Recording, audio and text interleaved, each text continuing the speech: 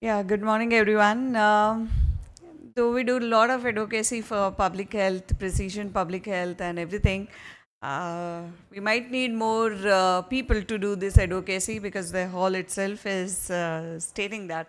So, yeah, we are putting our effort into this and trying to shift the focus only from precision medicine, treating the patients, to how do we actually promote health and well-being and preventing the disease. So that's where my today's interaction or a couple of sharing of our research in this domain will revolve around. So I'll be essentially talking about from precision to prevention and how implementation can roll out in a country like India, what all domain we might need to look into, where are we standing in terms of the progress in this area, what will be the bottlenecks when we are looking at a population which India is being catered to, is catering to. So that's where I'll be talking about. We have been hearing about one size fitting all is now a very old concept. We might need to individualize whatever strategy we are proposing for our participants, for our patients, for our population. So I'll be specifically talking about all those domains. One of the very good concept that again Bansi sir has rolled out, that you talk about the history in this domain, like how this entire concept evolved with the newer technology, with the newer research in this area, and how what built our current knowledge, what were the stepping stones. So I tried to summarize this. So initially we were only talking about morbidity, mortality in terms of clinical survival, and insulin excess was the redefining factors for that. Then came in 1990s, we got some understanding about the disease epidemiology with the cohorts understanding. So people started developing the cohorts, started understanding what could be the risk factors. And if we are managing those risk factors, does it translate into population level health gain? Then in the further decade, we realized that it is good to target your high risk population because that will be giving you the maximum dividends in terms of the quality of life and the health related indicators. Then came an idea of rather than just treating diabetic patients, can you move a little bit further in terms of understanding what would be the pre-diabetic population? What is the burden of pre-diabetes in my population? Because somewhere down the line, it would be easier to manage. Maybe some people might use the term reversing of the things if you are managing the risk factor. Then the emerging thing right now for India, we would say that lot of research is happening in this area, and now we are moving into the domain what we call as polygenic risk course assessment, integrating it with the clinical setting, and how do we personalize epigenetic factor based interventions for any individual. So that's where we are standing. India, of course, we are cost sensitive, culturally different, socio-economic determinants are quite different, environmental factors are different, and that's where the equity comes into picture. So we need to come up with the equitable solution, who needs it most, and how we can make sure that we run that extra mile. Each participant, each individual is getting benefited from this. So, population density and the kind of factors, heterogeneity, contributors that we are supposed to deal with plays a central theorem. It's a foundation stone when we are talking about precision public health. From a precision medicine to a precision public health. So we are now shifting our focus from n is equal to 1 to n is equal to 1.4 billion. And that's where we need to focus on the right population, right intervention, and the right targets. What would be my most benefited population? What would be my most important intervention for them? And what would be my the most important or a right strategy for that implementation is something I'll be talking about. So when I talk about precision public health, we all know that it has got lot of omics into that. It has got lot of clinical sign symptoms integrated, the clinical factors that our clinicians considered. And based on that, we do develop standard policies or the guideline for a country like India. State is a health is a state subject, and then we are talking about individual participants. It means that we are passing the light through a prism. This prism has got a Vibgyor light to be dealt with. So one light which looks as a white light to us, It has got lot of different colors. The colors are contributing to our individuality. They are telling us that we are diversified population, we are heterogeneous in terms of our determinants, in terms of our profiling, and in terms of other strategies that will work for us. So that's where I'll be little talking about genomic diversity of India, the patient pool that we are going to deal with, and what the data is telling us. So AI can only work based on what we are feeding to that data. So if the model is trained on a very homogeneous population, we might see lot of misinterpretation or a misdiagnosis or a misplaced strategy if we are importing it to a country like India, and we need to feed our own data sets into that. So that's where the each different color we need to deal with, and the color could be variation in our population. Now, this is the study which is just showing very simple statistics to us, burden of diabetes in different states of India. So, right now I'm just talking about states. When you go into region, when you go into urban, rural, tribal population, when you go into male, female, age-wise bifurcation, you'll see lot of shades of different burdens, different risk factors. So, one solution might not be really fit for us. Then how do we figure out the options? Different cutoffs? Different cutoffs will change our entire statistics. So if I'm taking 23 as my diagnostic cutoff, my statistics would be completely different because my burden will be changed. If I'm talking about obesity, only central obesity, my statistics would be different. If I'm clubbing it with other parameters, statistics would be completely different. Here we also had smaller studies from our end. We tried to do this study in terms of heterogeneity mapping and how cardiovascular diseases scores works in our setting. Our findings were phenomenally insightful. We realized that, so with this we had around 50,000 participants from 3 different states on board. One was Gujarat as a state. We have urban, semi-urban population. I had, when I'm talking to you, I had around 6,000 participants on board. Then we tried to see that whatever features we are getting in Gujarat, is it the similar kind of a situation? Because the fundamental line was all of these participants have got similar kind of cardiovascular diseases risk profile, because that was my motive. I wanted to understand what is the disease burden in this particular population.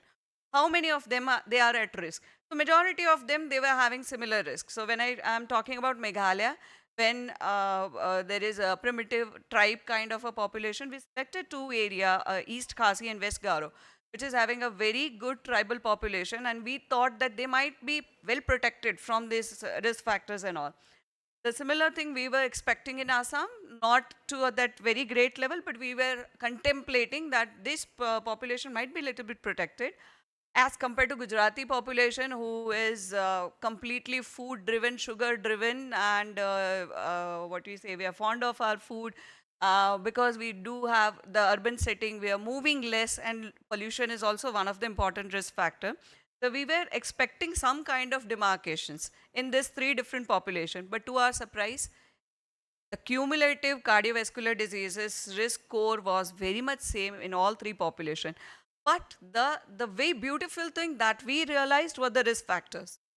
So in us, the sugar definitely were very, very high. BMI was very high. The BMI, when we considered as an obesity criteria, when we try to support it with waist circumference and the fat percentage, we realized that we are actually 20-30% underestimating the obesity prevalence. Then dyslipidemia, as expected, was very high. Sedentary lifestyle was high, and pollution contribution was very high. When we moved to Assam, we realized that though these risk factors were not there, but the blood pressure was very high. Blood pressure turned out to be one of the important risk factor because of the higher salt consumption, because of the altitude also. Tobacco consumption, alcohol consumption were also one of the risk factors. They were not having very like great issue with sugar and dyslipidemia. Then in Meghalaya, we were expecting that they'll be not having all of these risk factor, at least the core chronic diseases. But then again, we saw the similar kind of pattern. So that actually prompted us to look deeper into the programs that we are trying to roll out. So precision public health. So if I'm trying to make obesity control or the sugar control program, maybe for that population, I might not get a very effective results. So that's where we are standing today.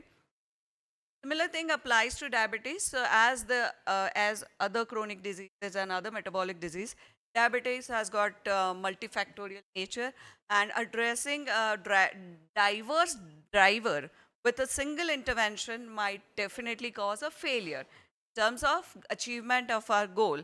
So if I say that we just need to walk more, to a participant who is having already genetic susceptibility, who is already having other risk factors. So one strategy might not always work for us. Then what are we supposed to do? So we can, with the precision public health, we can come up with 3-4 strategies. One is the risk stratification model development. Another one, so we can develop a funnel where we are actually grouping our participant as low risk, high risk and moderate risk based on the profile that they are having. Accordingly, we can plan a stratified intervention strategies for them. And the last one, we can come up with a population level prevention strategies. So this is the funnel I was talking about. This is a wonderful chart, very much similar to our CBAC form, which public health fraternity uses in order to identify susceptibility to all the NCDs. This is specific to diabetes. So MDRF has been pioneered in this particular scoring system development, developing the cohort. They've come up with a very simple formula. So based on your risk score on this, which is primarily non-invasive in nature, so we can bring it down to the public health level. We can bring it down to our field staff where a massive population like India can be screened. And this can be essentially used to categorize our population into either low risk, moderate risk or high risk population. So though we don't have very great number of respondents here, but can I say, of course, great number in terms of mind, but number when I'm talking about N. So how many of us have come across the WHO charts for all this scoring system, heart age and categorizing participants who have got risk, red, orangish, yellow and then green scores? How many of us have come across those charts? I think some of us have come across. Yeah, I could see some hands. So the similar strategies have been implemented in all the metabolic diseases, including diabetes, and that strategy has been really successful, not only in India, but to some other countries also. Now we are moving forward to some other strategies, which includes this kind of interventions.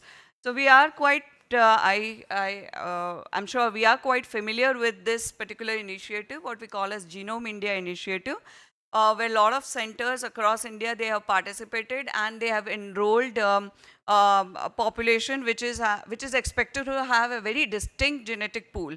So we are trying to create Indian data set in terms of our genetic diversity. So around 10 lakh participants were recruited from the urban, rural, tribal setting and with their individual characteristics. So now we have a good data set which can be used in order to integrate our genetic susceptibility into the precision public health domain. I'll now not go into much of the details, but as our previous speakers were talking about, so because the disease is multifactorial, we also need to build up a risk scoring system or our precision public health system which consider all of these domains. So we have our EHR in place, so that will tell us about the clinical profile of our participants, their demographic detail, their anthropometric detail. Then we have other medications related detail or management strategy. Then the genetic pool can also work wonderfully well in our scoring system. If we come up with a scoring systems like that, it would be easier for us to prevent the disease right at the inception stage. Now we have a wonderful tool which can help us in integrating a lot of this data which are coming from different sources. So AI into genetic risk scoring system has been doing wonderfully well in other parts of the world. Now we are trying with Human Genome Project, we are trying to bring it in India where AI can assess our data sets and then give us some kind of mapping which is quite unique to us only. So that's where we can leverage this opportunity and top it up with our clinical knowledge and our demographic diversity based indicators. So what would be the strategy? So first and then important strategy we should be, when we are talking about moving from one size fit to all to precision public health, we need to talk about sealing the gaps in the care. Then we also need to talk about equity and the resource allocation. So some of my colleagues will be talking about cost effectiveness, about all of these intervention in the later half, where we have come up with very beautiful modeling exercise, what will work in India, which is cost sensitive. I took that seriously that I have some more time. We'll be also focusing a bit more about rising risk zones. So if we can categorize participants based on their risk zones, the preventive strategy would be really wonderfully working. I'll skip some of this. So we also need to categorize the population based on their biological risk, environmental risk, and rest other domains. When we are looking into summary statistics, especially in a country like India, we also need to understand that when the subgroups comes into picture, the entire dynamics will change. So there are possibility that one state is doing fantastically good in terms of diabetes statistics, but then when I'm breaking it down in terms of the pockets from which the majority of the statistics come, I might find a subgroup which is actually responsible for all of these statistics. So subgroup strategy would be really useful for us. Volume based to value based, cost sensitive. So whenever we are talking about volume, we also need to make sure that each rupee is counted, and we invest heavily into preventive strategy, so we end up saving money into curative health. This is a summary which actually imbibes all the concepts that I discussed.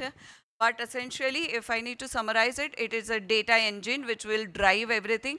Now we have our genetic data sets in place. Now majority of our clinics and hospitals and settings, they are having their EHR in place. Now we have wonderful cohorts also from India. And this can be integrated to come up with a precision public health. I really like this quote. Public health, essentially precision public health is purchasable. It is a purchasable domain. Within the natural limitation, our community can determine their own health. So if we place it appropriately, definitely we can purchase it. We can made it available for all of our participants, all of our population. So that's where we are standing. This is where we can interact if you have further queries. Thank you very much.